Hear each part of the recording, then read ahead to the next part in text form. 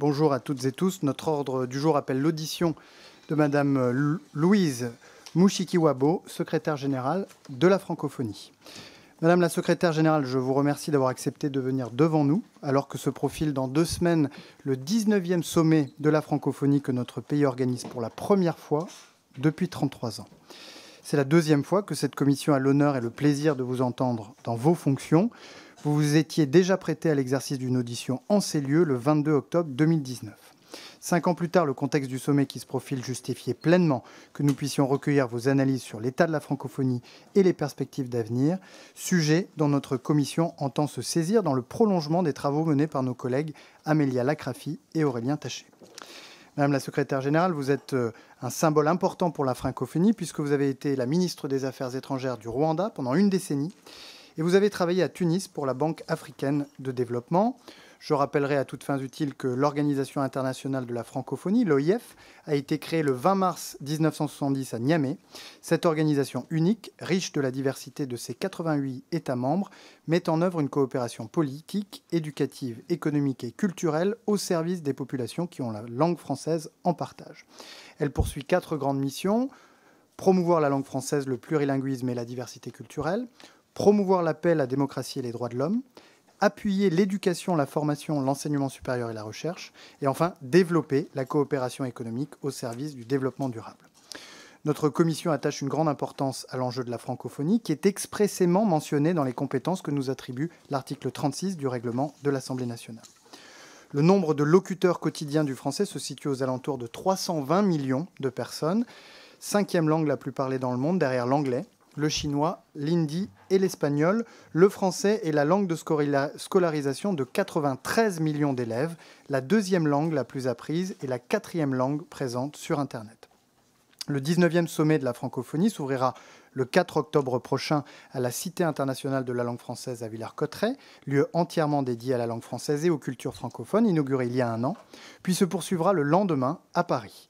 Réunissant une centaine de délégations, il aura pour thème « Créer, innover, entreprendre en français ». Ce sera incontestablement l'un des temps forts internationaux de l'année 2024 en France. Madame la secrétaire générale, nous aimerions que vous nous exprimiez ici vos ambitions et attentes à l'égard de ce sommet. Quelles en sont les attendues ? Votre audition nous offre également l'opportunité de vous demander de façon générale votre perception de l'évolution de la place du français et des cultures francophones dans le monde. Quels sont les principaux enjeux pour les années à venir? Existe-t-il des tensions entre les objectifs de promotion du français et du plurilinguisme? Et enfin, bien évidemment, nous souhaiterions que vous vous placiez dans une posture prospective en esquissant vos projets pour l'OIF et la francophonie en général pour les années à venir. Autrement dit, comment voyez-vous le futur de la francophonie aujourd'hui? Mais je vous laisse sans plus attendre la parole pour une quinzaine de minutes, puis les collègues ne manqueront pas de vous interroger par la suite.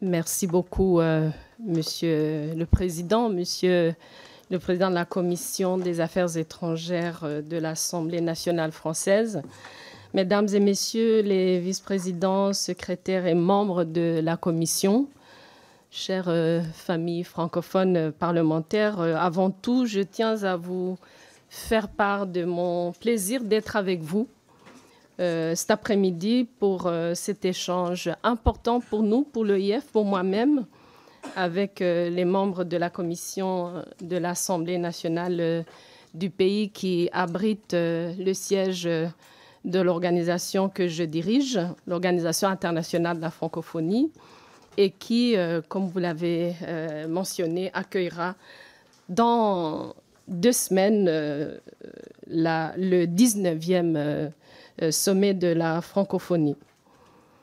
C'est un exercice que j'affectionne. Ayant été ministre pendant 12 ans, j'ai eu l'occasion de le faire avec l'Assemblée nationale de mon propre pays. Et c'est un exercice qui me permet de vous parler de notre organisation, de vous donner l'occasion d'éclaircir certains points sur le travail de notre organisation et qui me permet aussi de comprendre ce qui est important pour vous, encore une fois, qui êtes les élus du pays hôte de notre organisation. Par ailleurs, l'Assemblée parlementaire de la francophonie, qui regroupe plusieurs élus de l'espace francophone, compte plusieurs membres de votre propre assemblée, et l'APF est un partenaire privilégié de notre organisation, surtout sur les questions politiques. L'APF qui tiendra par ailleurs sa prochaine session annuelle en juillet 2025, donc l'année prochaine en France. On était à Montréal il y a quelques mois. Et donc, ce sera au tour de la France l'année prochaine d'accueillir l'Assemblée parlementaire de la francophonie.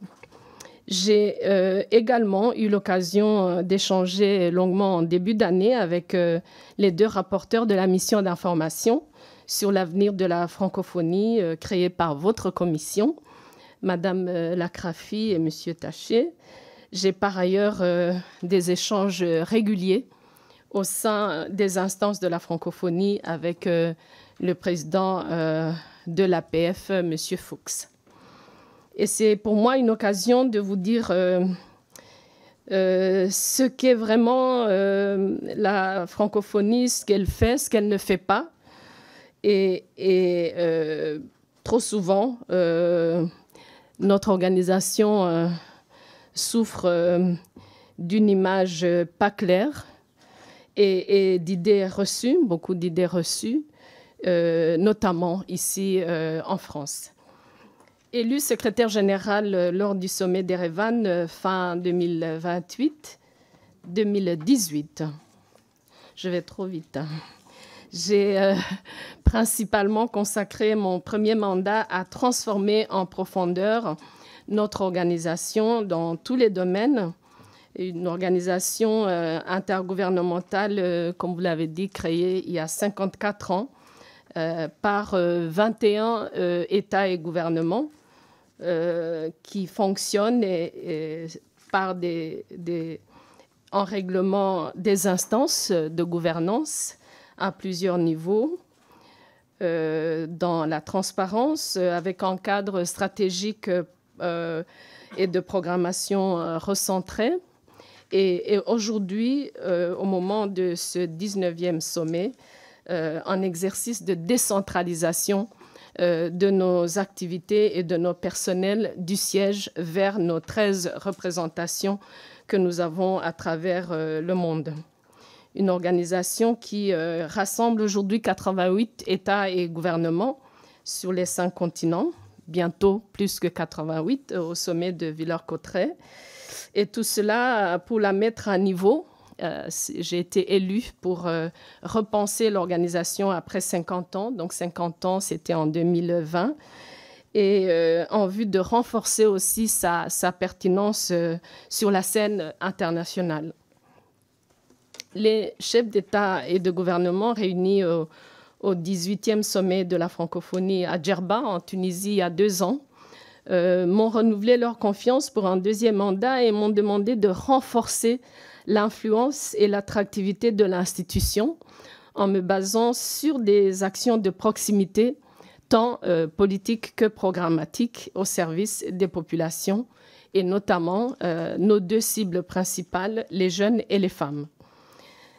Permettez-moi donc de vous en présenter rapidement les grandes lignes.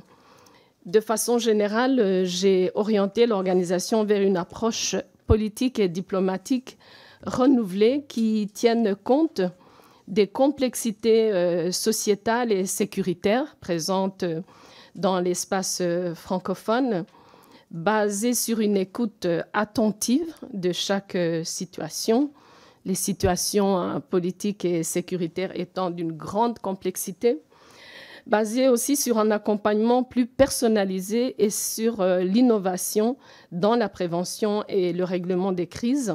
Cette approche allie donc souplesse et fermeté et entretient résolument les voies du dialogue et de la négociation. Parallèlement, j'ai œuvré pour que la francophonie occupe la place qui lui revient dans le concert des nations, Nous avons porté une voix francophone entendue et écoutée sur des enjeux majeurs comme le pacte numérique mondial qui attend d'être validé à la prochaine Assemblée générale des Nations unies dans quelques semaines. Nous espérons qu'elle sera validée. Et donc, nous avons assuré la contribution des États membres de l'OIF et la traduction en langue française qui n'avait pas été prévue par les Nations unies. J'ai porté des plaidoyers de haut niveau sur des sujets centraux et variés, comme l'accès à la finance climat, qui occupe la plupart des activités de notre Institut pour le développement durable basé à Québec. Le développement durable, l'éducation comme l'éducation des filles ou encore l'excision et les mariages précoces dont les méfaits sur la santé physique et morale et la cohésion familiale sont bien connus. Autant de sujets que nous avons donc débattus avec nos États et des experts. Mesdames et messieurs les députés, sur le plan des projets, nous avons orienté nos actions autour de notre valeur ajoutée. Décentraliser les moyens et les ressources humaines et moderniser la gestion de l'organisation. Plus précisément, nous avons œuvré vers une OIF modernisée et lucide, consciente du chemin parcouru plus d'un demi-siècle et tournée vers les ambitions d'une francophonie inclusive, numérique, durable et prospère au profit du mieux-être des populations francophones, encore une fois avec la priorité à la jeunesse et aux femmes. Le cadre stratégique de la francophonie 2023-2030 en fixe clairement la vision et le cap, tandis que la programmation actuelle 2024-2027, avec ses 3 pôles stratégiques, réinscrit la langue française et la promotion de la diversité culturelle et linguistique comme identité de l'organisation. On est la francophonie après tout. À ce titre, mes équipes et moi-même avons initié une programmation d'impact recentrée et présente sur le terrain qui offre un cadre de coopération resserré autour des projets structurants.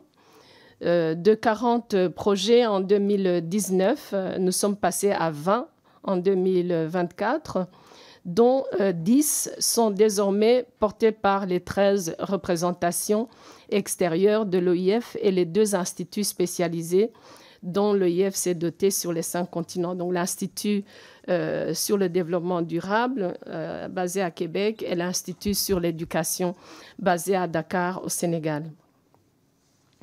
La diversité de ce maillage géographique favorise l'ancrage territorial des projets, ce qui est important, leur bon suivi ainsi qu'une influence diplomatique et politique francophone dans les territoires. Cette décentralisation doit désormais contribuer à augmenter la visibilité et l'influence de l'organisation. Ces ambitions programmatiques ont nécessité un renforcement de l'assise budgétaire de l'OIF. C'est pourquoi j'ai entrepris la réforme du barème des contributions statutaires qui était inchangé depuis 2017 pour une participation au financement de l'organisation, plus en adéquation avec le niveau de développement de nos pays qui ont quand même évolué depuis 2017, surtout les pays du Sud. Nous disposons aujourd'hui d'un budget annuel autour de 65 millions d'euros.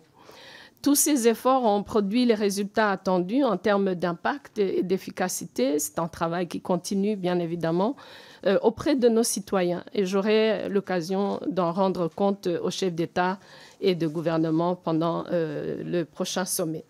Nous avons renforcé nos actions en soutien à la paix et à la stabilité. Un travail pas facile avec une crise constitutionnelle, surtout dans la région de l'Afrique de l'Ouest. Nous avons aujourd'hui 4 pays suspendus qui ne pourront pas participer au sommet.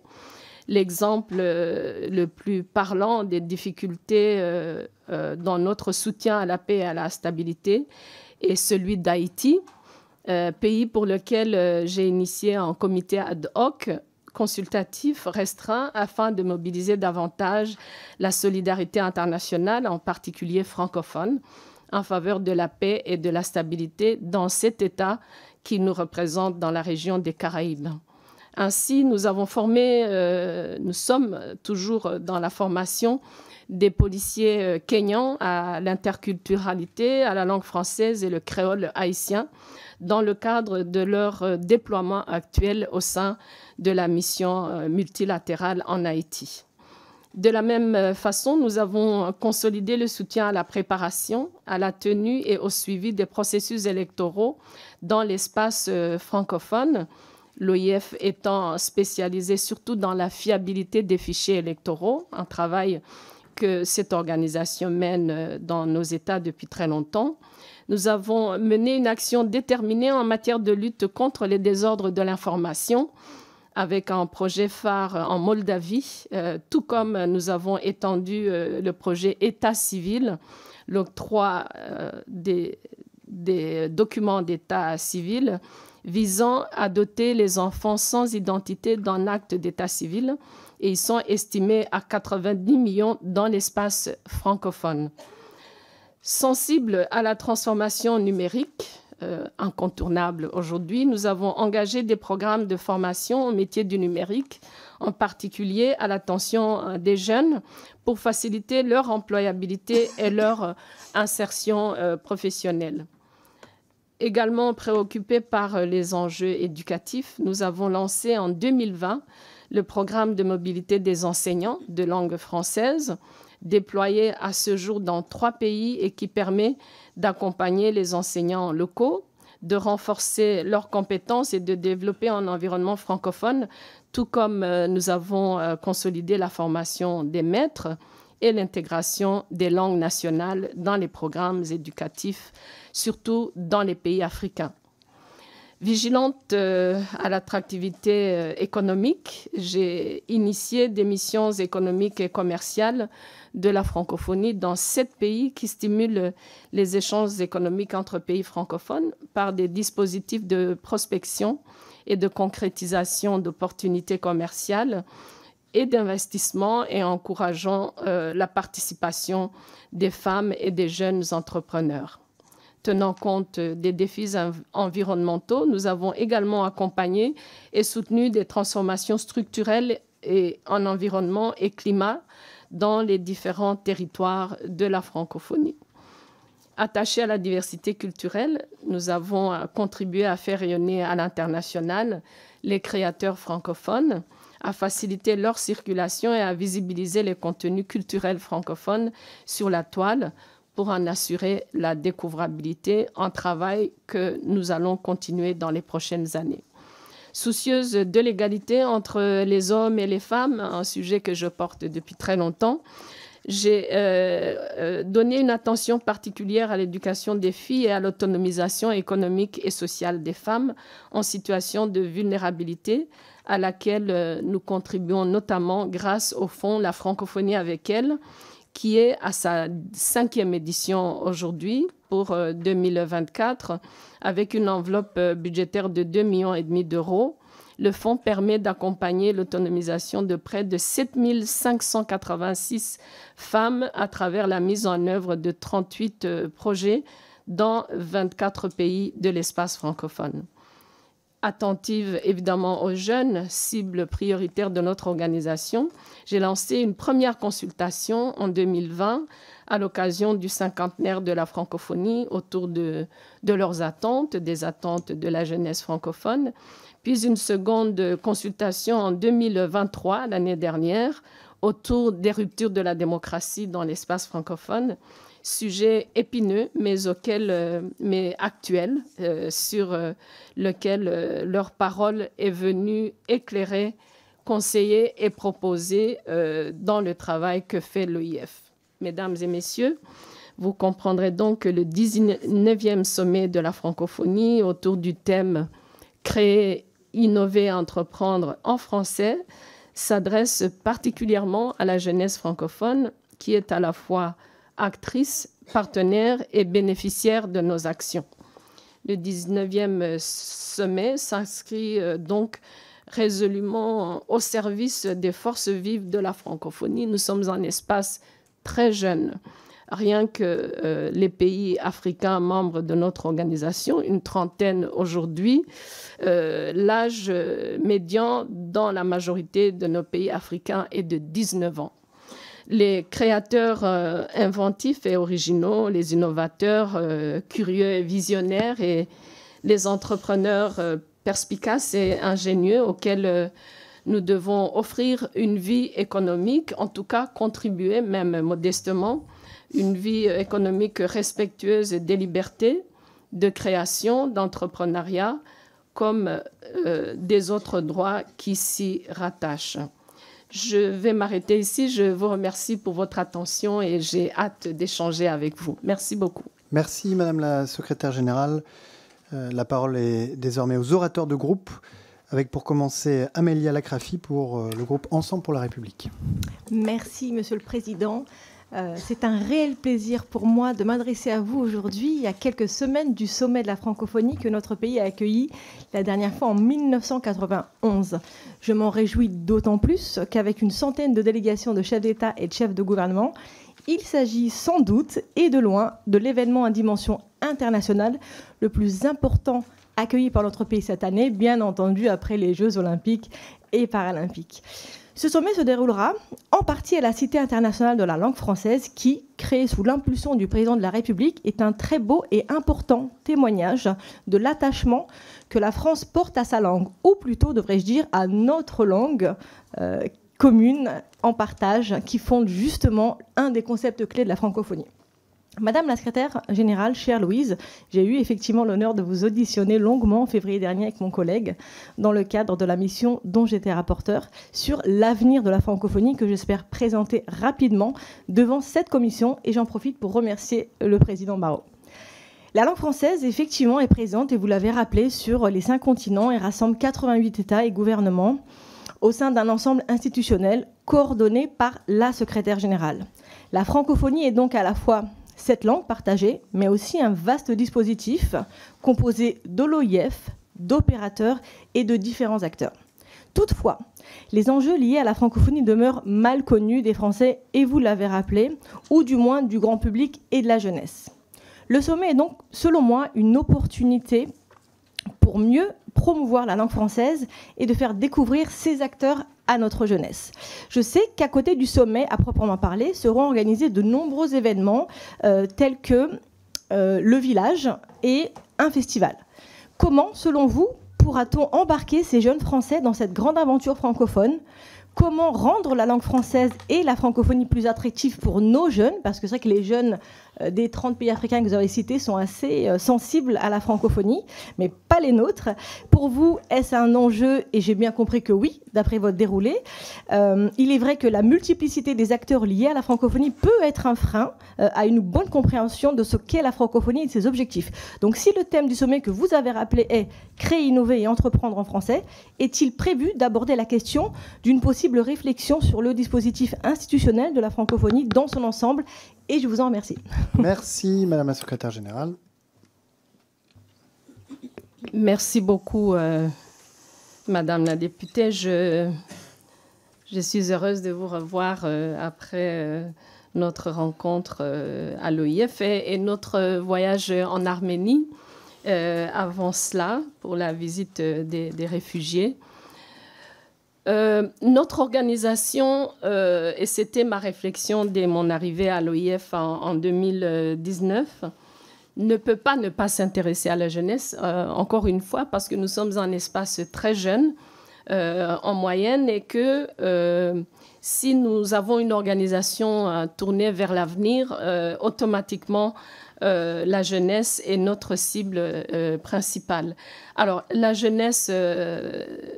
pour l'intéresser à la francophonie, il faut non seulement travailler pour elle à travers nos programmes, mais aussi travailler avec elle, l'écouter.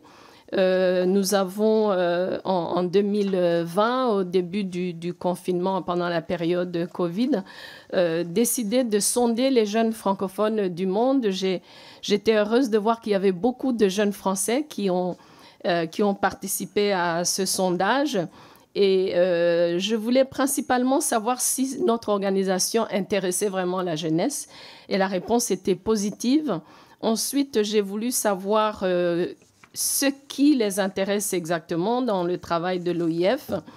Et la grande majorité des jeunes, y compris des jeunes français, nous ont demandé de prioriser l'emploi des jeunes, une éducation de qualité et de s'intéresser à l'environnement. Donc, consulter les jeunes, je l'ai aussi fait sur des sujets politiques, notamment en octobre de l'année dernière, où j'ai eu un débat en présentiel avec quelques jeunes, dont 2 Français, et qui ont beaucoup parlé de la nécessité pour leurs dirigeants de leur parler, de ne pas penser que la jeunesse est trop jeune pour contribuer au sujet politique. C'était très intéressant. Les jeunes d'autres parties du monde francophone nous ont beaucoup parlé de la question de la corruption comme un sujet que l'OIF devrait aussi prioriser dans son action politique. Alors, les jeunes français sont partout dans ce sommet. Nous avons autour des tables rondes des chefs d'État dans la discussion sur le thème innover, créer, entreprendre, 2 jeunes par table, dont des jeunes français. Nous avons des jeunes qui ont participé à un concours de l'OIF sur l'innovation, qui seront présents aux côtés des chefs d'État en discussion. Les jeunes seront aussi dans les différents aspects du festival et bien évidemment autour du village de la francophonie. Merci Madame la secrétaire générale. Je vous invite à respecter dans toute la mesure du possible le temps imparti pour que chacun puisse bénéficier de vos réponses. Et la parole est à Aurélien Taché pour le groupe de la France Insoumise. Merci Monsieur le Président. Madame la secrétaire générale, le 19e sommet international de la francophonie va effectivement se tenir à Paris le mois prochain et il est donc précieux pour notre commission de pouvoir vous auditionner cet après-midi. Ça fait plus de 30 ans en effet qu'un tel sommet ne s'était pas tenu en France et c'est donc évidemment l'occasion de voir où en est le projet francophone alors qu'avec 321 millions de locuteurs, le français est désormais la 5e langue la plus parlée au monde. Nous présenterons donc d'ailleurs, si notre commission le décide, Monsieur le Président, un rapport complet sur le sujet très prochainement avec ma collègue Amélia Lacrafi, comme ça vient d'être rappelé. Mais votre présence parmi nous aujourd'hui nous permet de nous interroger sur la dimension institutionnelle de la francophonie. Elle est apparue dans les années 60 à l'initiative de dirigeants africains tels qu'Habib Bourguiba et surtout Léopold Sédar Senghor, qui aimait répéter que dans les décombres du colonialisme, nous avons trouvé cet outil merveilleux, la langue française. Elle sera en effet d'abord tournée, cette francophonie institutionnelle, vers les domaines de l'éducation, de la culture, puis elle prendra une dimension plus politique à partir de 1986 et la réunion du premier sommet international de la francophonie à l'initiative de François Mitterrand, qui réunira 41 chefs d'État à Versailles. C'est sur cette dimension politique précisément que j'aimerais vous interroger par ricochet sur la conception que vous avez du poste de secrétaire général. L'institution que vous pilotez est aujourd'hui un opérateur à part entière de la francophonie et lance et finance des appels à projets sur des sujets majeurs que vous avez rappelés, l'insertion professionnelle des jeunes ou des femmes par exemple, mais pour des montants qui sont souvent de quelques centaines de milliers d'euros et vous-même avez dû consacrer une large part de vos mandats à la conduite d'un certain nombre de réformes de modernisation de l'institution ainsi que vous l'avez rappelé. Pourtant et dans le même temps, on entend encore trop peu, à mon sens en tout cas, la voix de la francophonie sur les grands défis ou conflits qui traversent le monde. Alors par exemple qu'à l'est de la République démocratique du Congo, plus grand pays francophone au monde, la guerre ravage le Nord Kivu, on a très peu entendu l'Organisation internationale de la francophonie dénoncer les exactions qui s'y déroulent. Silence qui est d'autant plus étonnant que vous avez été, Madame la secrétaire générale, ministre des Affaires étrangères de Paul Kagame, président du Rwanda, pays régulièrement accusé d'être partie prenante de ce conflit. Pouvez-vous donc nous dire ce qui est prévu au sommet des 4 et 5 octobre pour que les bombes cessent à Goma et pour que les bombes cessent aussi à Kiev et à Gaza, car on ne peut être que frappé par les fractures extrêmement fortes qui existent entre les pays du Sud et du Nord sur la question du génocide palestinien et de la guerre en Ukraine, fractures qu'on retrouve dans le monde francophone. Donc, est-ce que des initiatives là aussi seront prévues pour ce grand rendez-vous international? Enfin, ne pensez-vous pas qu'il est temps que le droit des peuples francophones à disposer d'eux-mêmes soit réaffirmé, en proposant par exemple à la Kanaki de passer du statut d'observateur à celui de membre à part entière de l'OIF, comme c'est le cas pour le Québec, là aussi une question de justice nord-sud. Voilà, Madame le Secrétaire Général, les questions sur lesquelles j'aimerais vous entendre. Je pense qu'il faut redonner une dimension plus forte à la dimension politique de l'Organisation internationale de la francophonie pour que le français devienne la langue de l'égalité et de la paix. Merci. Madame la Secrétaire Générale. Merci beaucoup pour cette question. Le travail politique de l'OIF, surtout ces dernières années, a été un travail compliqué. Nous avons eu, comme je l'ai mentionné, plusieurs pays en crise, qui restent aujourd'hui en crise. Et donc, l'OIF n'a pas de formule magique pour tous ces conflits. Nous sommes cependant impliqués, si je commence par la République démocratique du Congo, que vous avez mentionné. Le conflit à l'est de la RDC fait partie des discussions de nos instances dès le début. L'OIF s'est prononcé à travers les réunions de ces États sur le problème de l'est de la RDC. Je dois dire ici que c'est un problème qui n'est pas nouveau, qui est là depuis plusieurs années et dans lequel plusieurs voisins de la RDC sont impliqués dans la médiation, dans le retour de la paix dans cette région de la RDC, un grand pays francophone. Nous avons pour le moment à l'OIF une mission en préparation pour la RDC parce qu'il faut aussi que les États en crise veuillent recevoir les missions de la RDC. Nous avons donc été sollicités par un représentant de la RDC récemment lors d'une réunion de la commission politique et nous sommes en train de former une mission qui ira non seulement à Kinshasa, mais aussi dans les pays de la région pour voir dans quelle mesure l'OIF pourrait contribuer. Nous espérons avoir une valeur ajoutée dans cette région qu'on connaît que, oui, personnellement, je connais bien, puisque la RDC est un pays voisin du mien.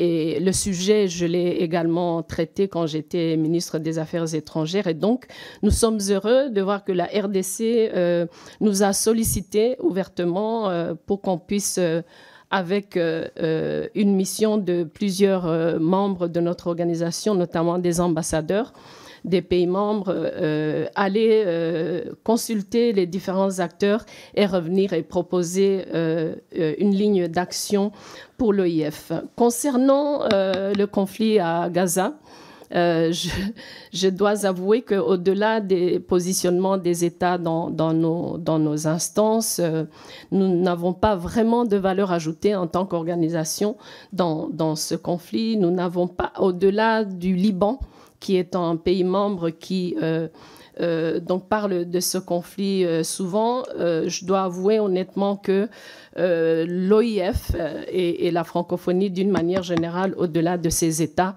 en particulier des États comme la France, qui sont au Conseil de sécurité, ne peut contribuer à apaiser cette situation. Pour Kiev, très rapidement, nous avons des pays voisins de l'Ukraine, l'Ukraine étant un membre observateur de notre organisation. Et là aussi, l'OIF, à travers une réunion ministérielle dès le début du conflit, a produit une résolution en soutien à l'Ukraine et nous travaillons de près avec la Moldavie, comme je l'ai mentionné, sur la question de la désinformation.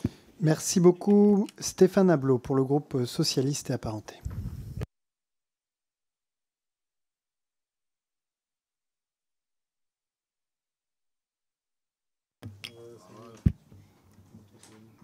Madame Louise Mushikiwabo, Madame la Secrétaire Générale, merci pour cette rencontre, cet échange fructueux, cette sincérité, les valeurs que vous défendez pour la francophonie. Et il est vrai qu'on a besoin d'être rassuré sur certaines choses, notamment la mission de l'Organisation internationale de la francophonie qui consiste à promouvoir la langue française, dont l'avenir se joue aussi en grande partie sur le continent africain que vous connaissez bien, compte tenu de la croissance démographique, donc notamment de la jeunesse francophone de ce continent. première question qui nous paraît évidente, c'est quelles sont les actions que vous mettez en œuvre pour surmonter les difficultés d'accès à Internet, donc cette fracture numérique. D'autre part, garantir la lisibilité des contenus francophones. Il y a des plateformes avec des algorithmes qui n'ont que pour objectif le côté mercantile, alors qu'il y a aussi le côté culturel, et notamment la francophonie. Seconde question, dans un récent communiqué, vous avez évoqué avec le président Emmanuel Macron les opportunités économiques et culturelles liées à la connaissance du français, notamment auprès de la jeunesse francophone. Question, quelles sont pour vous les actions concrètes, vous avez évoqué tout à l'heure, mais de manière très précise pour rassembler, fédérer les acteurs économiques, parce qu'on se rend compte que le dénominateur commun de tous ces acteurs, c'est la langue française. Espace francophone, action économique, et donc la langue française qui est le moteur des relations. En ce qui concerne le pluralisme linguistique, il est nécessaire d'engager un travail en appliquant la belle formule de l'écrivain italien Umberto Eco. La vraie langue européenne ou internationale, disait-il, c'est la traduction. Question, quels sont les moyens que vous consacrez à la traduction, qui est une des clés du partage des langues? N'est-il pas étonnant, par exemple, de devoir parler en anglais dans un colloque scientifique qui se déroule en France? C'est sincère et concret de citer cet exemple. Et finalement, je voudrais poser une dernière question concernant les 700 millions de francophones. On parlait des 320 millions de francophones à l'heure actuelle, mais d'ici 25 ans. Donc il faut toujours anticiper. Question, comment pourront-ils circuler dans notre pays sans être inquiétés par le futur ministère de l'Immigration? Je pense notamment aux artistes, aux étudiants et aux acteurs de la vie économique qui contribuent à la richesse, au devenir et à l'identité de notre pays. Merci beaucoup, Madame la Secrétaire Générale. Merci, Monsieur le Président. Il y a beaucoup de questions, je vais survoler rapidement. L'accès à l'Internet est surtout en devoir et une activité qui se fait au niveau des États et gouvernements eux-mêmes. L'OIF, à travers sa collaboration avec l'Union internationale des télécommunications, nous avons un mémorandum de collaboration, fait la mobilisation auprès des acteurs étatiques. Et avec nos États, nous approchons de temps en temps les parties prenantes pour pouvoir donner plus d'accès à l'Internet. Effectivement, c'est un souci non seulement pour l'accès, puisque l'Internet est aujourd'hui incontournable, mais aussi pour nos programmes d'éducation, pour lesquels nous avons aussi adopté des méthodes qui ne nécessitent pas nécessairement l'Internet. Mais notre travail, c'est surtout la mobilisation des acteurs qui sont directement impliqués au niveau des infrastructures et de la réglementation.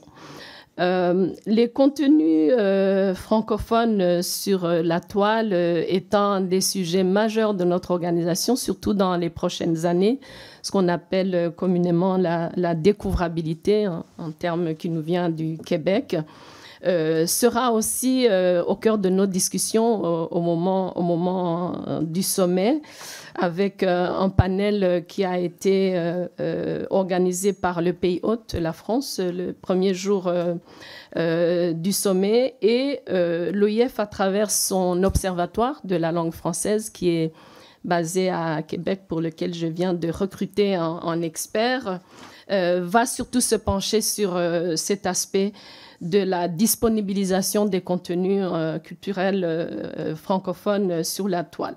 Un travail donc qui nécessite des forces comprenant l'OIF, mais au-delà de nos capacités. La traduction.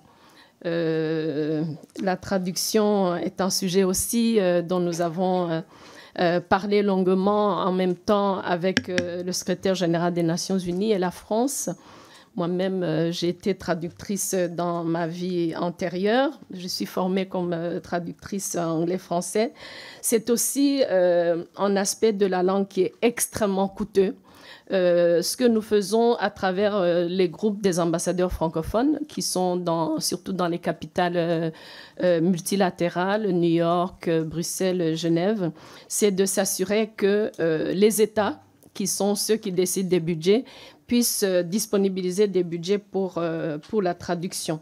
Alors, qu'on parle anglais dans des conférences en français, je pense que c'est plutôt du ressort de la France que de l'OIF. Je ne manque pas de signaler chaque fois au président de la République et à d'autres acteurs français, même si je suis multilingue, que nous aimerions beaucoup qu'il y ait au moins 2 langues, y compris pendant des rencontres internationales telles que les Jeux olympiques. La circulation des francophones dans l'espace francophone, c'est mon souhait le plus ardent. J'espère convaincre quelques chefs d'État au moins pendant ce sommet de s'engager dans la facilitation de la circulation, surtout des acteurs économiques et culturels, qui sont aussi des pourvoyeurs d'emplois pour cette jeunesse francophone qui demande à être épaulée dans la recherche de l'emploi. Merci beaucoup. Pour le groupe de la droite républicaine, Pierre Cordier. Merci, Monsieur le Président. Madame la Secrétaire Générale, bienvenue dans cette commission et merci pour les mots que vous avez prononcés depuis le début de votre intervention. On peut tous se réjouir de l'organisation de ce sommet, bien sûr, dans notre pays. Dans un contexte quand même de perte d'influence de la France, il faut aussi dire les choses. Vous ne l'avez pas évoqué, mais je crois que pour faire un bon diagnostic, il faut aussi regarder les choses telles qu'elles sont. On peut aussi sautiller sur son fauteuil en disant francophonie, francophonie, francophonie. Mais derrière, il y a aussi une réalité, et vous la connaissez, Madame la Secrétaire Générale, aussi bien que nous. J'aurais aimé entendre dans votre intervention que les choses n'étaient pas faciles, parce qu'elles ne sont pas faciles dans le contexte dans lequel on est, et cette perte d'influence, pas seulement en Afrique d'ailleurs, qui est une réalité. J'aurais aimé que vous nous fassiez un petit peu état de vos difficultés quelque part. Quand on vient devant une commission comme la nôtre, on aime bien entendre que les choses se passent bien, se déroulent bien, mais on aime bien aussi entendre de la part de nos interlocuteurs des difficultés rencontrées sur le terrain, et elles sont très nombreuses. Donc j'aurais souhaité que vous nous fassiez état un petit peu, très rapidement, des difficultés que vous rencontrez, entre guillemets, sur le terrain par rapport à la mission qui est la vôtre. Et j'aurais aimé en seconde phase que vous nous fassiez état également des questions budgétaires. Quelles sont vos marges de manœuvre budgétaires? Qui finance vos actions? À quelle hauteur? Est-ce qu'il y a bien entendu des participations qui émanent d'autres pays? J'imagine que oui, pas seulement en monnaie sonnante et trébuchante, mais également peut-être avec la mise à disposition d'un certain nombre d'infrastructures, de structures qui vous permettent d'agir aussi dans les différents pays. Donc voilà, vos difficultés principales et la question budgétaire. Je vous remercie. Merci. Madame la Secrétaire Générale. Merci beaucoup pour ces questions, surtout la question budgétaire que j'aborde chaque fois avec nos États, y compris à commencer par la France, qui est le plus grand contributeur à notre budget statutaire. Alors, les difficultés que nous rencontrons, bon, tout d'abord, la perte d'influence de la France et le recul de la langue française que nous avons documenté à travers notre observatoire de la langue française. Nous sommes une organisation multilatérale qui évolue dans un contexte géopolitique assez complexe où les grands pays, les grands de ce monde sont parfois en conflit ou aussi les difficultés de gouvernance, je pense à plusieurs des pays africains, mènent à des conflits avec l'ancien pouvoir colonial qu'est la France. Donc, la difficulté que nous rencontrons au niveau de l'OIF, c'est de pouvoir apporter des solutions réelles aux problèmes politiques. Par exemple, les 4 pays aujourd'hui suspendus, c'est dommage que le Niger, Niamey, la capitale du Niger, ayant été le lieu de fondation de notre organisation en 1970, passe plusieurs années sans pouvoir participer au travail de l'OIF et ne sera pas malheureusement invité à ce sommet pour cause de suspension. Et c'est des problèmes politiques auxquels notre contribution reste minime. Nous aimerions pouvoir impulser plus de positivité dans le dialogue politique, par exemple au niveau de nos États, et même sur le plan régional, ce n'est pas toujours évident. Et dans ces conflits qui commencent toujours par des problèmes internes nationaux, se greffent parfois, et c'est le cas pour les pays du Sahel qui sont suspendus dans notre organisation, des conflits géopolitiques des grands pays qui se disputent, si on peut ainsi s'exprimer, l'affection de ces pays-là, ou la présence, qu'elle soit politique ou économique. C'est des sujets sur lesquels notre organisation reste très limitée, puisque certains chefs d'État nous écoutent, d'autres ne nous écoutent pas. Ça ne nous empêche pas de les approcher, de prodiguer des conseils de temps en temps, mais c'est une limitation réelle et une difficulté pour nos pays. Concernant le budget, notre budget est surtout une contribution statutaire de chaque État qui a été donc revue l'année dernière et approuvée par la conférence ministérielle, la France étant le pays qui contribue le plus à ce budget de l'OIF. Et aussi, je dois le dire devant vous, la France ayant été, en tout cas depuis mon arrivée à la tête de l'OIF en 2019, le pays qui a beaucoup soutenu les réformes de notre organisation et sa modernisation. Ensuite, des pays comme le Canada, la Suisse, la Grèce, la Belgique, et récemment, une grande augmentation de la contribution des pays africains, par exemple, l'Égypte, la Côte d'Ivoire, des pays asiatiques, le Vietnam et le Cambodge. Donc, un budget qui est en augmentation de 30%. Mais moi, ce que j'aimerais, ce que je vais soumettre au chef d'État aussi, c'est qu'on puisse avoir des contributions spéciales pour des projets spéciaux tels que l'enseignement de la langue française, qui est une demande à travers tout l'espace francophone. Merci beaucoup pour le groupe écologiste et social. Clémentine Autain. Oui, merci de votre intervention, Madame la secrétaire générale de la francophonie. Vous dire d'abord le plaisir de vous avoir entendu parler à plusieurs reprises des femmes, des jeunes, des violences faites aux femmes comme point très important de vos axes de travail, et aussi d'environnement. D'environnement, je l'ai retenu à plusieurs reprises. Vous avez parlé de l'engagement nécessaire sur ce sujet. Je le note parce qu'aucun document officiel ne cite ce point, notamment en vue de la préparation du sommet qui arrive à Villers-Cotterêts. Et donc, j'aimerais bien savoir ce qui est prévu, en tout cas pour ce moment d'échange. Est-ce que cette question centrale pour l'avenir du monde aura sa place dans les échanges, ou est-ce que, au fond, vous nous en avez parlé là, mais c'est pas le sujet. Je voulais vous interroger surtout sur deux points. Le premier, c'est sur votre responsabilité à promouvoir les valeurs de paix et à jouer un rôle diplomatique en tant que secrétaire général de la francophonie, où votre parole a valeur de symbole. Et on sait à quel point, dans les enjeux diplomatiques, la parole, elle a aussi une valeur performative.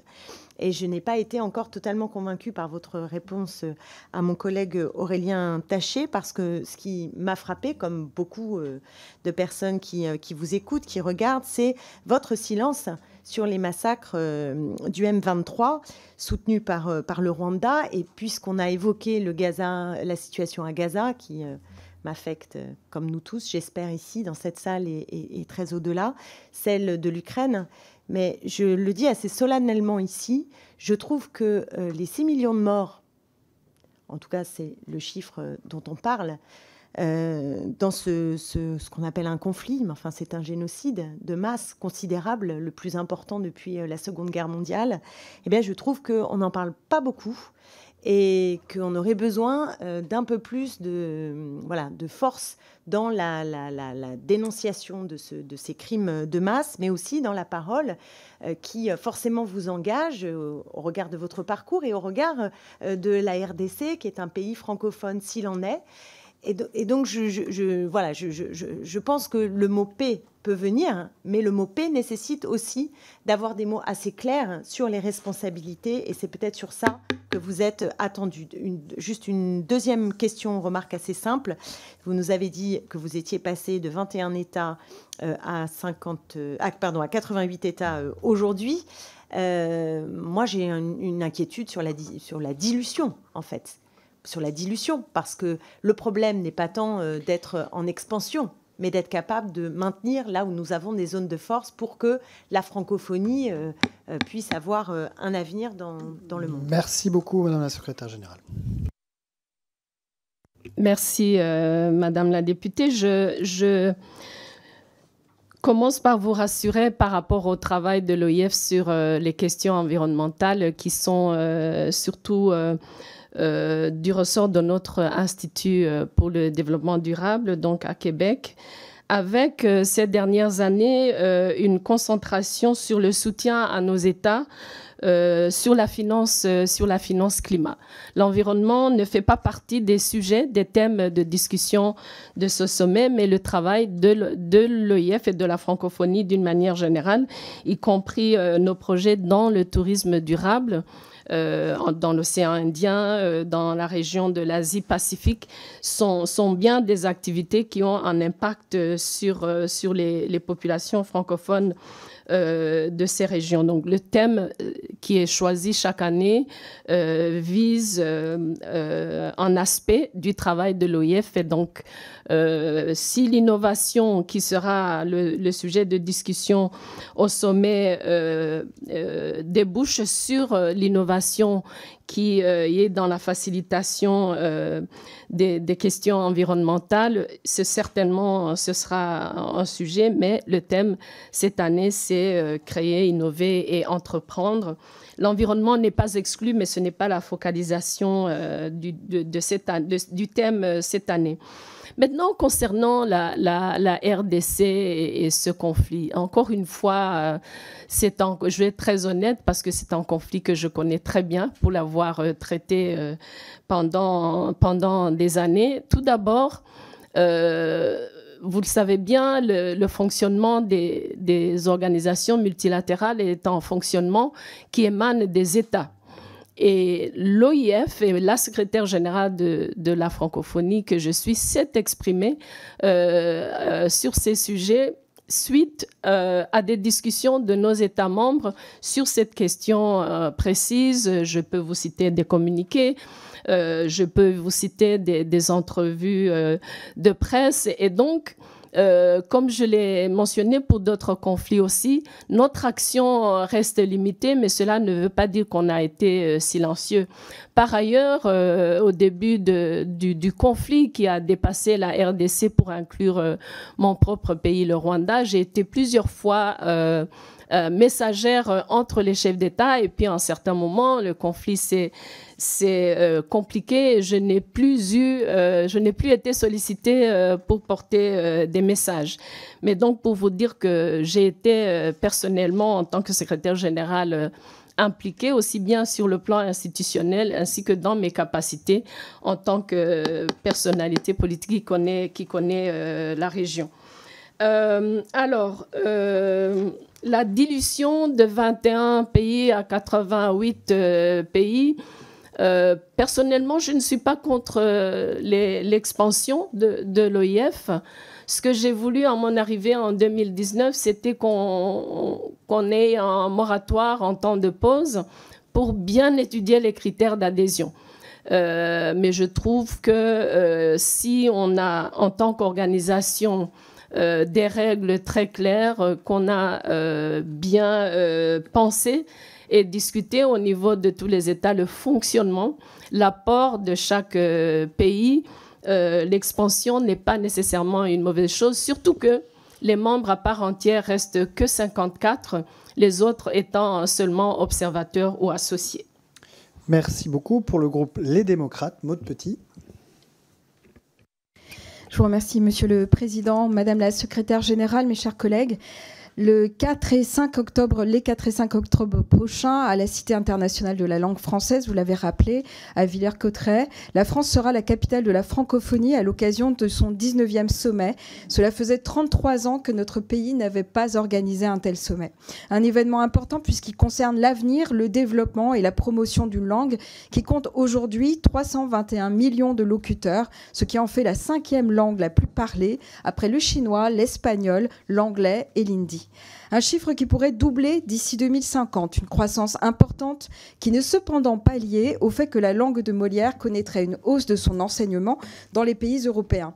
Ce n'est malheureusement pas la tendance, puisque selon l'Observatoire de la langue française, si le français demeure la 2e langue étrangère la plus apprise sur le vieux continent, elle est en recul de 10% dans les pays qui le composent. Pour les élèves européens et leurs parents, le principal critère de choix d'une langue étrangère est qu'elle constitue le meilleur atout pour eux pour trouver un emploi. Et dans ce domaine, l'anglais s'impose très clairement.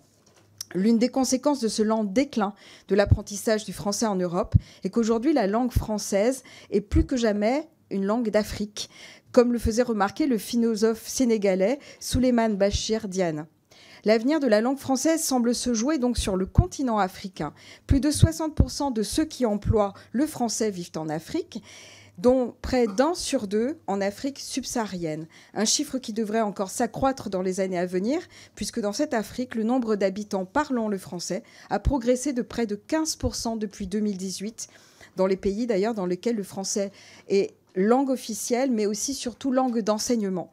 Entre 2018 et 2022, sur les 21 millions de personnes supplémentaires qui ont parlé le français, 19 millions de ces nouveaux francophones étaient africains et 80% de ces personnes venaient de l'Afrique subsaharienne.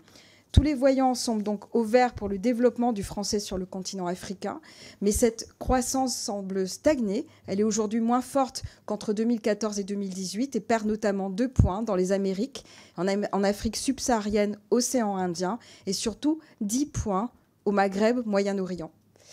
Mes questions, à quoi cela est-il dû ? Est-ce que le contexte politique entre en compte ? Cette stagnation est-elle en lien avec le sentiment anti-français qui se développe dans la bande sahélo-saharienne ? Et en fait, faut-il y voir le reflet du recul de l'influence française dans ces régions ? Je vous remercie. Merci beaucoup, Madame la Secrétaire Générale.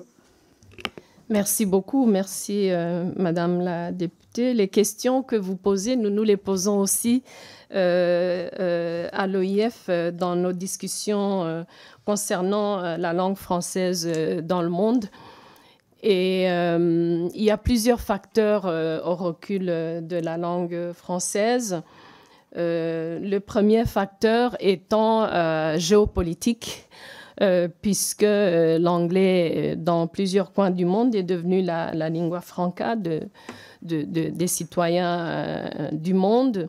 Et donc, en certain remplacement du français par la langue anglaise, nous avons constaté au niveau de l'OIF, dans nos programmes langue française, qu'il faudrait quand même dédier des montants très importants, nous l'OIF, puisque ça fait partie de notre mission, donc avec le soutien budgétaire de nos États, sur l'enseignement de la langue française. Si on n'enseigne pas la langue française, elle sera remplacée par l'arabe, le turc, voire le chinois, à commencer par l'espace francophone africain, qui est aujourd'hui ouvert à beaucoup plus de pays partenaires et à d'autres langues, ce qui n'était pas le cas à la fondation de l'OIF et ces dernières années. Nous avons constaté que la langue française recule dans les organisations internationales. Dans mes presque 6 années à la tête de l'OIF, toutes mes discussions avec le secrétaire général des Nations Unies sont précisément sur l'utilisation de la langue française dans les capitales multilatérales. C'est aussi un certain relâchement de la part de nos États membres qui, comme ça a été mentionné tout à l'heure, même quand ils ne s'expriment pas bien en anglais, préfèrent quand même utiliser l'anglais à la langue française qu'ils maîtrisent bien. Et ça, c'est vraiment de la responsabilité des États qui sont représentés au niveau des organisations européennes. J'ai sollicité Bruxelles depuis 2019, la Commission de l'Union européenne, où nous avons par ailleurs 19 membres, aussi une majorité des pays qui sont membres de l'OIF, mais où nos propres États ont quand même relâché sur la langue française. Ça aussi, c'est un critère. Et enfin, en sollicitant et en échangeant avec beaucoup de jeunes francophones à travers le monde, notamment les jeunes dans notre zone Asie-Pacifique, il y a un problème de perception où les jeunes, la jeunesse d'une manière générale, ont cette perception de la langue française qui n'est pas fausse, qu'il faut bien maîtriser la grammaire française, il faut bien parler la langue, et les jeunes qui recherchent une communication rapide qui n'est pas nécessairement grammaticalement correcte, je pense qu'il faut travailler aussi sur la perception comme une langue qui permet de communiquer. On peut avoir le français littéraire, mais en même temps, le français doit être une langue de communication et de réussite professionnelle. Merci beaucoup. Bertrand Bouix pour le groupe Horizon et indépendant. Merci Monsieur le Président, Madame la Secrétaire Générale. Rassemblant plus d'un tiers des pays membres des Nations Unies, la francophonie connaît des progrès considérables depuis ces 50 dernières années. Vous l'avez fort bien dit dans votre préambule. La langue française est un bien commun précieux qu'il nous faut protéger et développer. Elle réunit 321 millions de francophones et tous les collègues l'ont bien également montré. Le 19e sommet de la francophonie constituera un rendez-vous politique et diplomatique de grande ampleur, aussi bien pour la créativité, l'innovation, l'entrepreneuriat, dans la diversité de cet espace francophone et qui seront placés, vous le savez, au cœur de cet événement. Alors, moi, je pense qu'une piste de réflexion essentielle semblerait porter sur le développement de la langue française sur Internet. Bien que le français reste en 4e position sur Internet, son avance sur les langues suivantes s'est considérablement réduite par, à mon sens, deux phénomènes. Le premier, c'est le taux de connexion à l'Internet des francophones des pays industrialisés qui sont proches de la saturation, laissant finalement une faible marge d'augmentation. Et puis par ailleurs, et vous le savez aussi, c'est la fracture numérique des pays francophones africains qui est très lente à résorber. Alors je profite de cette audition pour vous interroger, Madame la Secrétaire Générale, sur les leviers d'action envisageables pour développer l'utilisation du français sur Internet et les pistes de réflexion en cours, ainsi que les futurs chantiers auxquels la francophonie devra se confronter tant dans l'entrepreneuriat que dans les autres secteurs pour faire rayonner la langue française. Merci. Merci beaucoup, Madame la Secrétaire Générale. Merci beaucoup encore une fois. Merci, Monsieur le député. La question que vous posez, c'est une question qu'on se pose aussi à l'OIF. Lors du prochain sommet, nous allons discuter donc de cette disponibilisation des contenus francophones.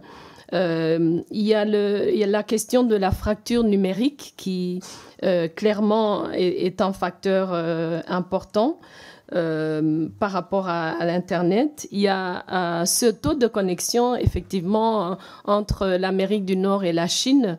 Il n'y a pas beaucoup de marge pour le reste du monde, mais il y a aussi le coût, donc l'accès à Internet par beaucoup de jeunes, notamment sur le continent africain. Donc, nous, l'OIF, de temps en temps, avec certains de nos États membres, sollicitons les dirigeants des grandes plateformes pour les sensibiliser sur l'importance, le nombre important de francophones qui sont en réalité une partie des utilisateurs qui n'est pas nécessairement prise en compte. C'est pour cela d'ailleurs que la France, pays hôte du sommet, a voulu engagé cette discussion dès le début du sommet le 4 octobre. En même temps, à travers notamment une plateforme de ministres francophones chargés des technologies de l'information, cette mobilisation pour la réduction de la fracture numérique et surtout, et c'est aussi un frein à la présence de contenu francophone et à la présence de la langue française, aussi de créer des contenus qui sont... Parce que sans assez de contenu, on n'arrive pas à être disponibilisé ou maximisé sur l'Internet. Donc un travail dans lequel on est engagé avec d'autres acteurs, mais qui sera, et qui, en tout cas dans les prochaines années, la découvrabilité des contenus francophones étant un des programmes prioritaires de notre organisation. Nous allons essayer de profiter de la technologie pour faire avancer la présence de la langue française. Merci beaucoup. Estelle Youssoufa pour le groupe LIOT. Merci, Monsieur le Président. Madame la Secrétaire Générale, c'est un plaisir de vous revoir ici et en ces circonstances.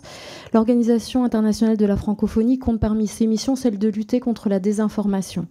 Vous n'ignorez certainement pas le conflit territorial qui oppose la France et les Comores au sujet du département de Mayotte que je représente ici. Le Rwanda n'est pas très loin, en Afrique de l'Ouest du canal du Mozambique. Malgré le vote souverain des Mahoraises et des Mahorais contre l'indépendance en 1976, les Comores répandent depuis plusieurs décennies un discours mensonger, une propagande haineuse et violente avec l'aide maintenant de la Russie et de l'Azerbaïdjan.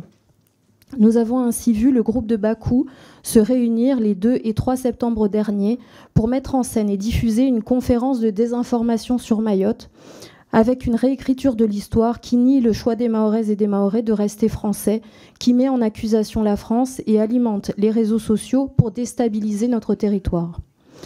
Le révisionnisme comorien est une violence pour nous Mahorais, il nie le combat de nos anciens et vise à prendre le contrôle de notre île, il est lourd de conséquences sur le terrain.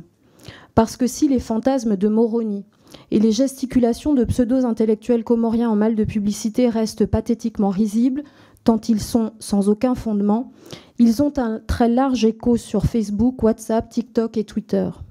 Les réseaux sociaux permettent à la désinformation de dépasser les frontières et de justifier l'instrumentalisation des flux migratoires à Mayotte, de nourrir un discours anti-français. Madame la Secrétaire Générale, que fait l'OIF contre la désinformation? Que fait l'OIF contre le discours anti-français qui se répand? Je vous remercie. Merci beaucoup, Madame la Secrétaire Générale. Merci beaucoup, Madame la députée. J'ai peur de vous décevoir, mais ce conflit n'a pas vraiment été abordé à l'OIF, en partie parce que les sujets qui sont abordés, qui sont étudiés et sur lesquels l'OIF s'engage, nous sont soumis par les États membres. Et donc, les Comores sont représentés à l'OIF. Jamais ce sujet n'a été évoqué. La France ne l'a jamais évoqué non plus. Mais effectivement, nous suivons surtout ces derniers mois ce conflit qui, comme d'autres conflits par ailleurs à travers l'espace francophone, sont sujets à la manipulation de l'information. Il faut donc bien comprendre ce qui se passe pour ne pas être pris dans le maillage de la désinformation, mais votre intervention nous réveille à cette réalité. Je suis avec notre directeur de la francophonie politique qui traite qui porte le sujet de la désinformation. Nous allons nous y pencher. Merci. Pour le groupe Rassemblement National, Marc de Florian. Merci, Monsieur le Président. D'abord, vous dire que sur un sujet aussi important que la francophonie, comme sur tous les autres d'ailleurs, nous aurions souhaité que les groupes puissent s'exprimer dans l'ordre décidé démocratiquement par les électeurs en juillet dernier, comme vous l'aviez défendu lors de la précédente législature. Ceci étant dit, Madame la Secrétaire Générale, merci d'être parmi nous.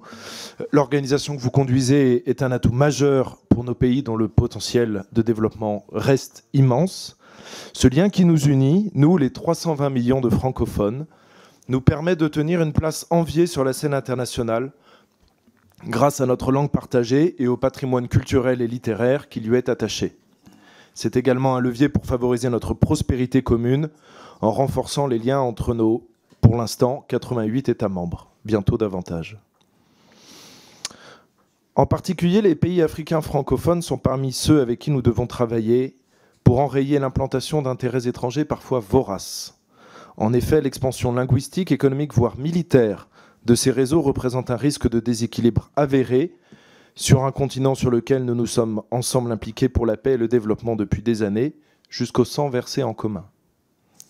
L'attaque terroriste menée il y a quelques heures contre les gendarmes maliens nous rappelle que la guerre y est une réalité quotidienne pour un nombre trop important de ses habitants. Ainsi, les changements de régime survenus au Sahel ces dernières années y ont affaibli notre action commune.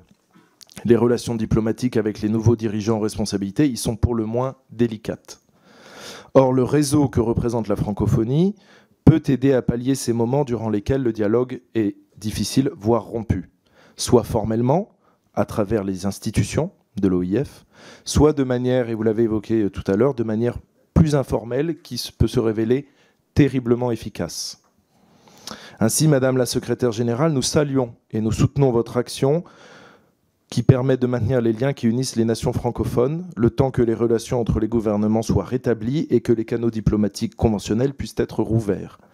Nous vous souhaitons un plein et entier succès lors du prochain sommet de la francophonie qui se tiendra dans notre belle ville de Villers-Cotterêts. Je vous remercie.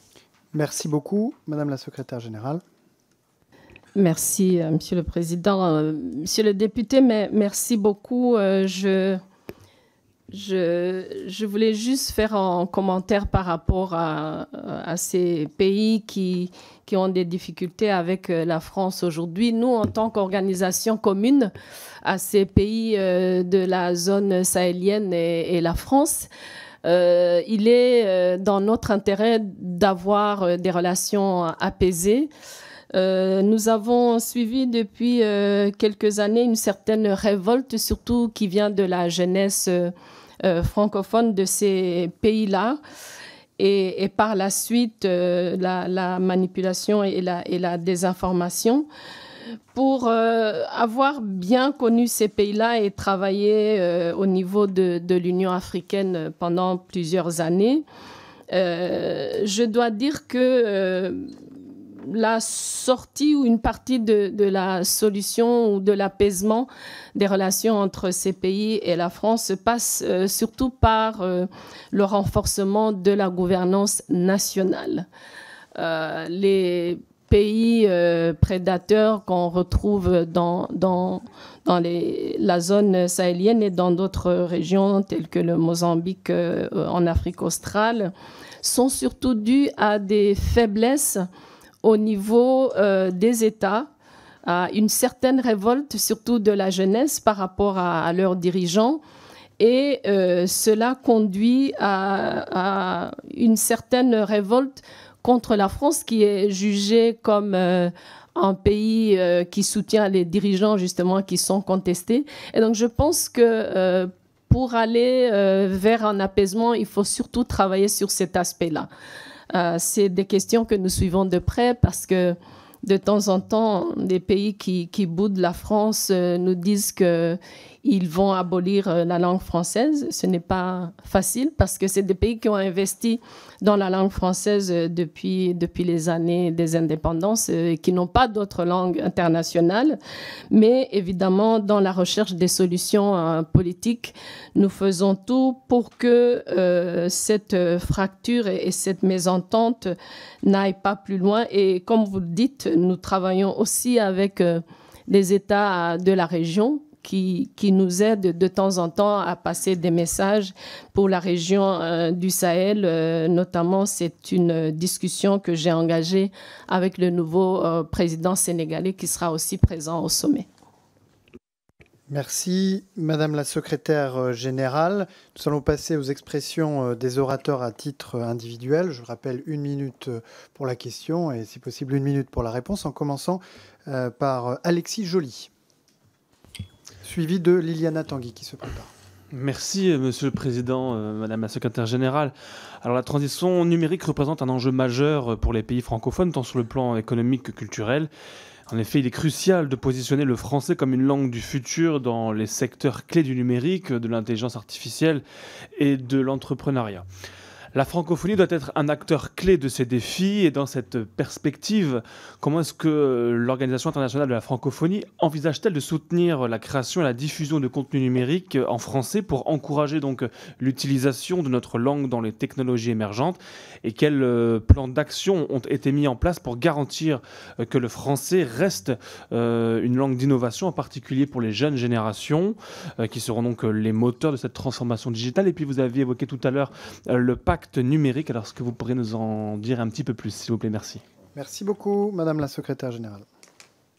Alors, merci beaucoup, Monsieur le député. Effectivement, nous avons voulu, moi en tout cas, à mon arrivée à la tête de l'OIF, j'avais déjà compris que le numérique était incontournable et nous avons commencé par les textes de stratégie pour notre organisation. Une nouvelle stratégie numérique a été adoptée par les ministres chargés de la francophonie pour nous donner un cadre de discussion.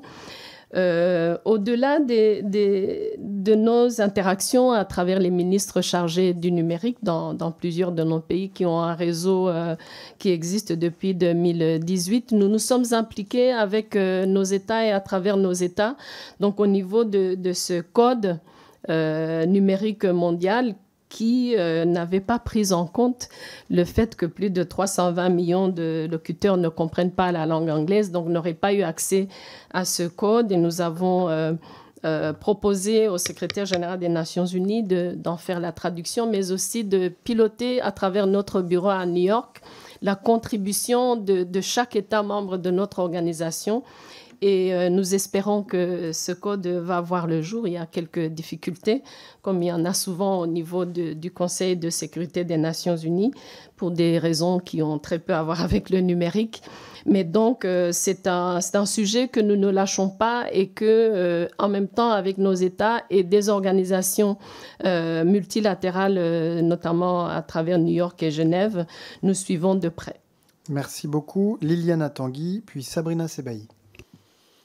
Merci, Monsieur le Président.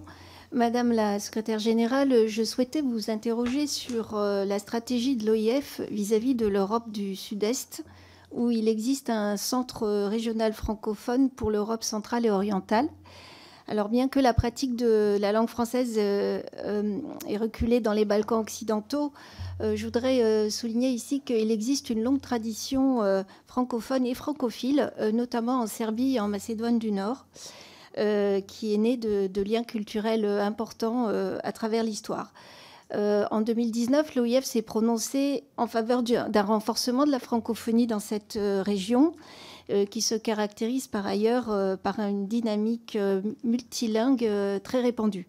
Donc je voulais savoir ce qu'il en était de cette stratégie et est-ce que le rôle de la francophonie dans les Balkans occidentaux sera un sujet abordé lors de du prochain sommet. Je vous remercie. Merci beaucoup. Madame la Secrétaire Générale.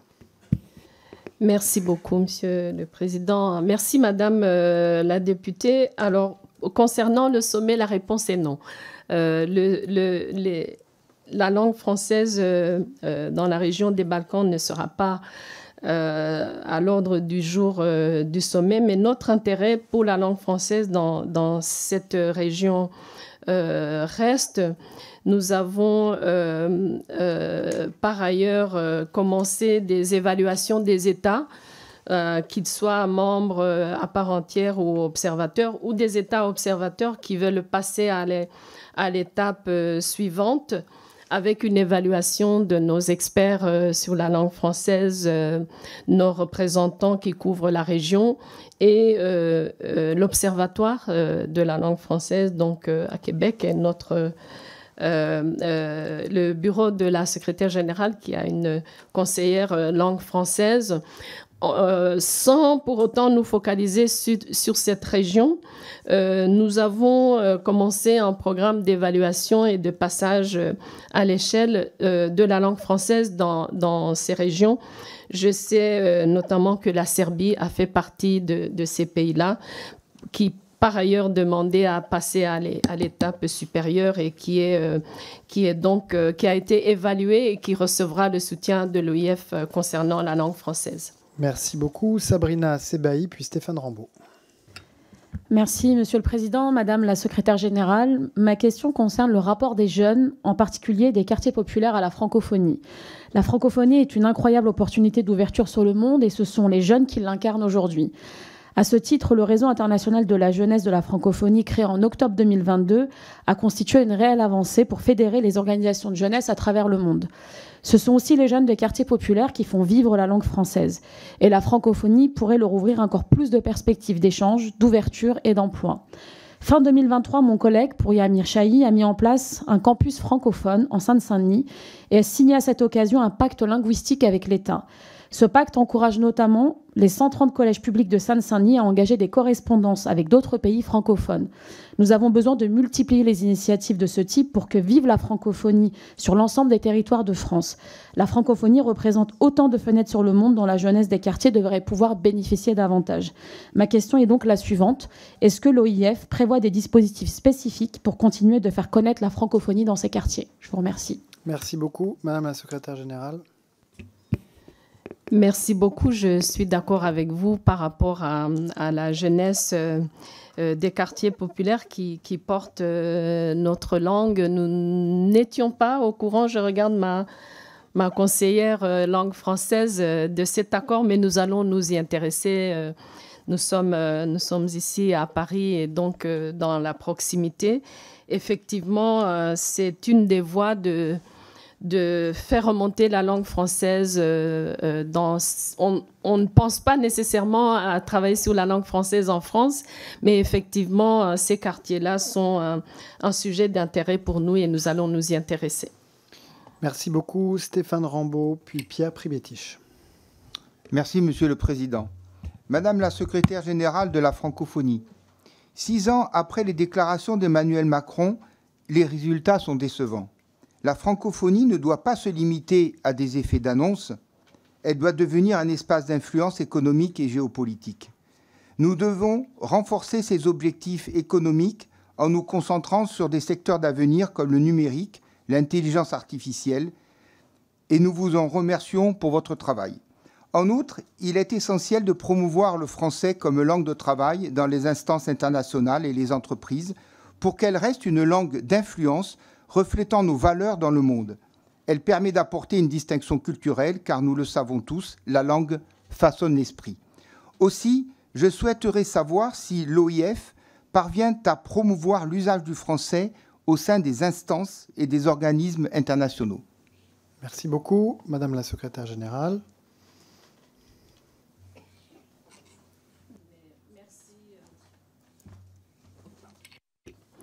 Merci beaucoup.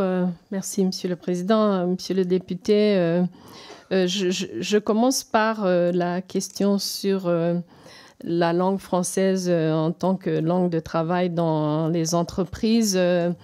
Nous avons des limitations par rapport à notre accès aux entreprises, au-delà des entreprises qui sont regroupées dans des organisations affiliées à l'OIF. Mais et donc, étant une organisation intergouvernementale, nous travaillons à travers nos États que nous encourageons, auxquels nous demandons que la langue française soit promue et utilisée à tous les niveaux. Mais concernant les objectifs économiques, nous avons été très, très actifs sur le front économique, surtout dans la mise en relation des entreprises et des acteurs économiques dans l'espace francophone à un autre, notamment à travers nos missions économiques qui ont commencé en Asie-Pacifique, le Vietnam et le Cambodge particulièrement, qui voulaient faire des affaires avec l'Afrique. Nous avons mis en relation donc les entreprises des deux régions, le Québec qui s'intéresse à l'Afrique de l'Ouest et à l'Afrique du Nord. Nous avons une grande activité au niveau du réseau des entreprises francophones qui se réunit chaque année et donc l'utilisation de la langue française est automatiquement garantie, mais l'OIF a été et reste très sollicité aujourd'hui sur le front économique, d'où notre nouvelle stratégie économique et ce rôle de catalyseur que joue l'OIF pour les entreprises francophones, surtout les petites et moyennes entreprises. Merci beaucoup. Pierre Pribetich, puis Nicolas Dragon. Madame la secrétaire générale de la francophonie, Monsieur le Président, mes chers collègues, dans le combat linguistique pour l'accès à la connaissance, mais aussi pour la relation à l'autre, pour l'altérité, pour la promotion aussi de nos valeurs, comment comptez-vous mener ce combat avec 1,26 milliard d'anglophones, 1,12 milliard de mandarins, 600 millions d'hindis, 500 millions d'espagnols et 320 millions de francophones? Je rappellerai simplement ce concept de Gramsci sur l'hégémonie culturelle en redisant en fait la nécessité du combat. Une chose m'inquiète, c'est le contrôle des logiciels de traduction, et notamment avec la présence de l'intelligence artificielle. Comment pouvez-vous vous assurer que la qualité du français, que la promotion en fait de la qualité de la langue sera assurée dans ces logiciels de traduction, en n'oubliant pas non plus la diffusion de notre langue par différents médias internationaux? Enfin, pour aller dans le sens de ma collègue, concernant en fait les Balkans, je vous rappelle tout de même que l'Albanie a une très grande culture francophone et que c'est un élément aussi de diffusion du français. Merci beaucoup, Madame la secrétaire générale. Merci beaucoup. Encore une fois, le sujet de la langue française et de l'opportunité que présente la technologie, notamment l'intelligence artificielle et les nouveaux logiciels de traduction font partie de nos échanges à l'OIF et c'est une des tâches que j'ai confiées au nouveau directeur de l'Observatoire de la langue française, de nous guider avec les données que possède l'Observatoire afin de nous aider à contribuer à une bonne traduction, puisque chaque fois que nous approchons les utilisateurs, nous sommes les bienvenus. Et en quelque sorte, les utilisateurs de la langue française et encore une fois les États, puisque c'est les États qui prennent les décisions, les États de notre espace nous entendent chaque fois leur rappeler de faire valoir la langue française. Nous ne comptons pas avoir une population francophone beaucoup plus importante que les Chinois et les Hindis, mais et c'est ma conviction aussi, c'est important qu'on arrête de reculer sur la langue française, qu'on assume et qu'on vive notre langue sans pour autant entrer en guerre contre ceux qui parlent d'autres langues. Merci Nicolas Dragon. Et l'Albanie étant membre de notre organisation. Merci Madame la secrétaire générale. Nicolas Dragon. Merci Monsieur le Président, mes chers collègues, Madame la secrétaire générale de la francophonie, merci de votre présence, cela dans la perspective du 19e sommet de la francophonie qui se déroulera en partie dans mon département de l'Aisne, qui est fier d'accueillir cet événement à Villers-Cotterêts. L'occasion justement de vous demander si l'utilisation grandissante et à l'excès du vocabulaire anglais, qui est inclus trop souvent dans la langue française, représente pour vous un problème pour la France, mais aussi pour l'ensemble des pays francophones. Est-ce que cela, pour vous, cela représente un danger réel? Comment y remédier? Comment lutter contre cela? Car trop de termes étrangers, notamment anglais dans notre langue, peuvent la menacer à terme, surtout lorsque certains représentants publics usent et abusent d'expressions empruntées. C'est la conclusion de l'Académie française qui a intimé les pouvoirs publics à agir, en commençant par respecter eux-mêmes le français et à veiller à leur bon usage de la langue française. Je vous remercie. Merci, Madame la secrétaire générale. Merci beaucoup. Moi, j'ai grandi francophone. Ensuite, j'ai fait mes études en anglais. J'ai passé 20 ans aux États-Unis d'Amérique. Et j'ai fait un diplôme en français dans une université américaine. Et donc, je suis, dans ma carrière, à ce moment, revenue à mes premiers amours. Et donc, je suis plus convaincue que vous de la nécessité de ne pas chaque fois capituler. Ça, on voit ça dans les organisations internationales, au niveau, même si je ne pensais pas à l'époque me présenter ma candidature pour le secrétariat de l'OIF dans mon travail au niveau de l'Union africaine, où je m'exprimais beaucoup en anglais. J'ai toujours milité pour que tous les textes de l'organisation panafricaine puissent être disponibilisés en anglais, en français. Je dois dire surtout parce que je n'étais pas à l'aise avec des collègues qui parlaient à peine anglais et qui étaient soumis à des documents dans une langue qu'ils ne maîtrisaient pas. Et donc, pour moi, il est important pour les francophones de porter notre langue. Encore une fois, pas pour se battre contre les autres langues, mais la valoriser et l'utiliser. C'est vrai que les termes qui se retrouvent en français, surtout dans le monde commercial, touristique, etc., c'est difficile pour l'OIF de pouvoir convaincre ceux qui sont dans le milieu économique, mais je pense que c'est à tous les francophones qui utilisent cette langue aussi de la valoriser et de ne pas être paresseux, parce que tous les termes qui existent en anglais, on peut les trouver en français. Merci. Pierre-Yves Cadalin. Oui, merci beaucoup, Madame la Secrétaire Générale. Je tenais à rappeler, puisqu'il est question de l'anglais, qu'il y a également beaucoup de termes en anglais qui viennent du français et que ainsi vont les langues, n'est-ce pas, dans l'échange et l'emprunt de mots. Ce qui pose problème avec l'anglais, c'est sa domination politique en un sens. Et vous m'y avez fait penser en parlant de vos échanges avec le secrétaire général de l'ONU, puisqu'il m'a été donné d'observer des négociations internationales, notamment celles portant sur l'accord portant sur la biodiversité par-delà les juridictions nationales. Et il se trouve qu'alors l'Union européenne négociait en compétences régionales. Et négociant en compétences régionales, les délégués français s'y exprimaient en anglais. À l'inverse, des membres du groupe de l'unité africaine qui négociaient eux aussi en compétences régionales parlaient tantôt anglais, tantôt français. Donc peut-être y a-t-il là des revendications et des recommandations que nous pouvons ici, d'ailleurs dans le cadre de cette commission, nous faire à nous-mêmes et à notre diplomatie. Mais j'étais curieux de savoir quelles avaient été la nature précise de vos échanges avec le secrétaire général et s'il comptait mener quelque action en la matière. Merci Madame la Secrétaire Générale. Merci, Monsieur le Président. Monsieur le député, tous les chefs des organisations multilatérales avec lesquelles nous interagissons, je les connais personnellement. J'ai travaillé longtemps avec Antonio Guterres quand il était à la tête de l'organisation onusienne pour les réfugiés. Je connais Madame van der Leyen, puisqu'on était ensemble au Conseil de Munich pour la sécurité. Et donc, je leur parle tout le temps. Les discussions portent surtout sur les textes qui sont utilisés au niveau de ces organisations. Particulièrement pour l'Union européenne, il y a un pourcentage de textes qui doit être respecté et qui, de moins en moins, est respecté.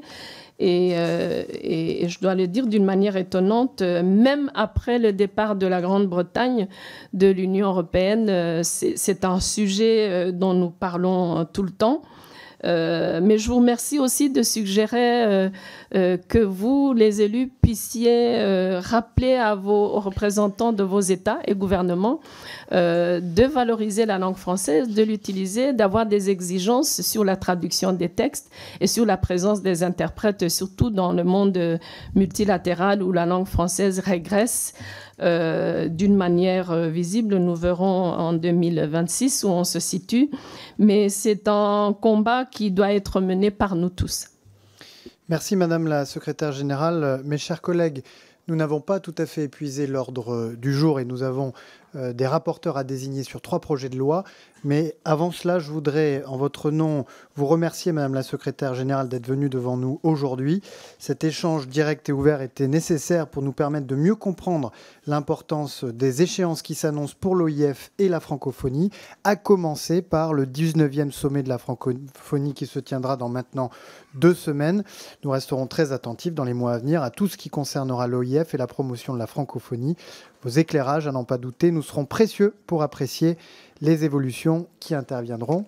Encore un très grand merci et je vous demande à vous aussi encore quelques secondes de patience puisque mes chers collègues, sur la base des délibérations du bureau de notre commission, je suis saisi de candidatures pour des rapports sur des projets de loi portant sur des conventions ou accords internationaux appelés à être rapidement déposés sur le bureau de l'Assemblée nationale.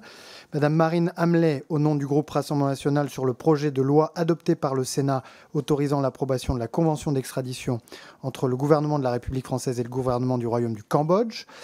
Madame Brigitte Klinkert, au nom du groupe Ensemble pour la République, sur le projet de loi adopté par le Sénat autorisant l'approbation de l'accord entre le gouvernement de la République française et le gouvernement de la République fédérale d'Allemagne relatif à l'apprentissage transfrontalier. Monsieur Pierre-Yves Cadelin, au nom du groupe La France Insoumise, sur le projet de loi autorisant l'approbation de la ratification de la Convention 155 de l'Organisation internationale du travail sur la sécurité et la santé des travailleurs. Il n'y a pas d'objection. Il en est ainsi décidé. Je félicite les rapporteurs et les remercie pour leur engagement sur ces différents textes que nous serons amenés prochainement à examiner. La séance est levée et je vous rappelle que vous êtes conviés à 19h à un pot de rentrée au 4e étage de la question.